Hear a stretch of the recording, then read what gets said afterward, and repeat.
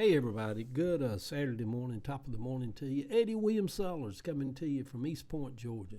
It's cold here in Atlanta this morning, kind of gray, blustery. But anyhow, we got Thanksgiving behind us, y'all. Let's read the Morning Post this morning. It is 7:39 as I get ready to read this. The morning at 6:35 is dark. That's when I woke up, and quiet. I can hear Boom Boom snoring as he is covering a vent with his body. That must feel really good to him. He does it a lot.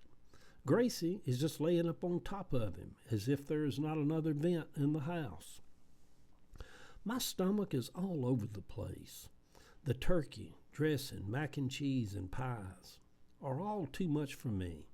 My stomach's got more sensitive as I've got older.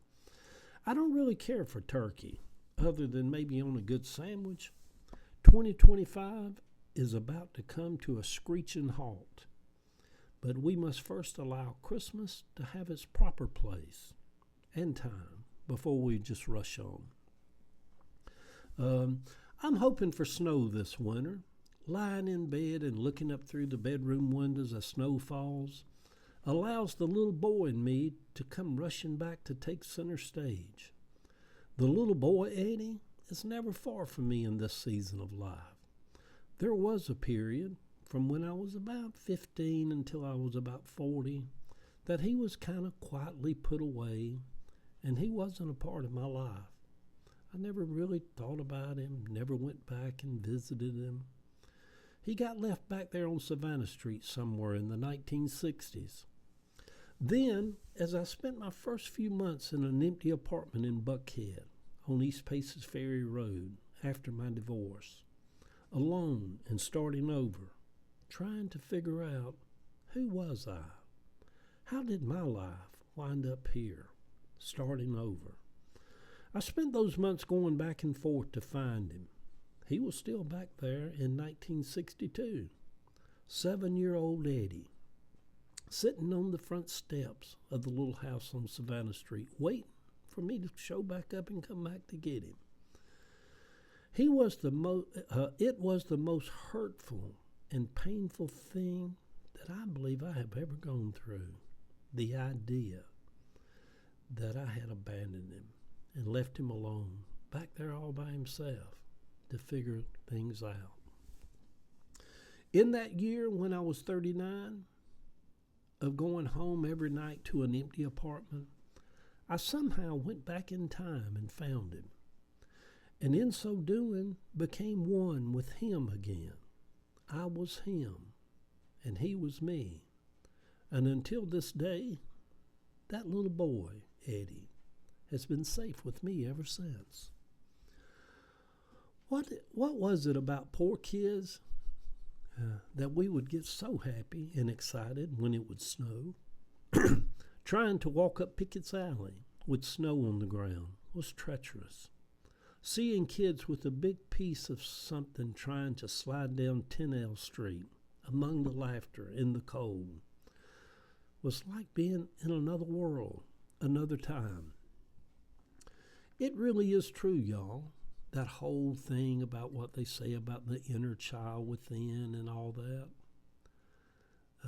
The most innocent that we ever were was when we were that child.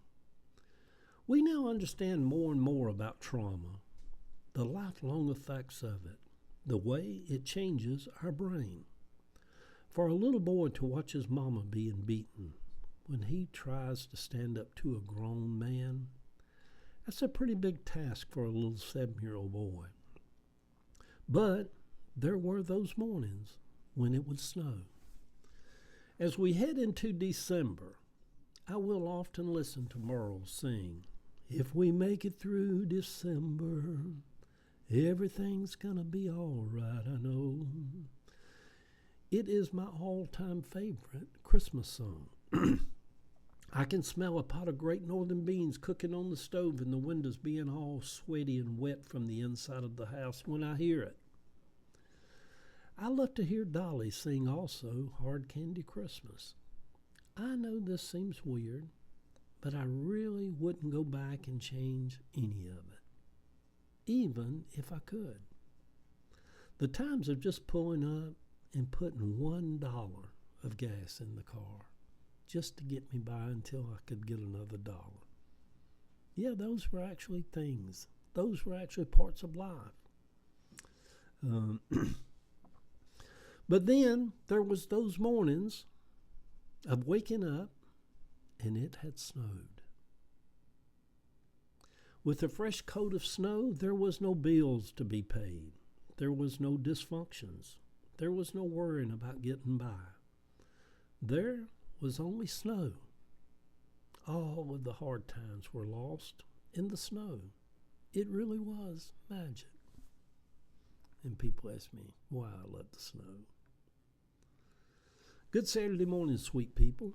No matter what you may be going through this December, this Christmas, the pain, the sadness, the ups and downs.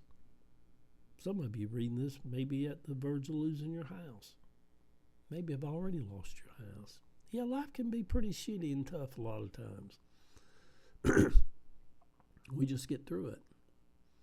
Always remember in the great prophet, Merle Haggard, he always promised us, and it still plays all on the radio. If you make it through December, everything's going to be all right. You know that.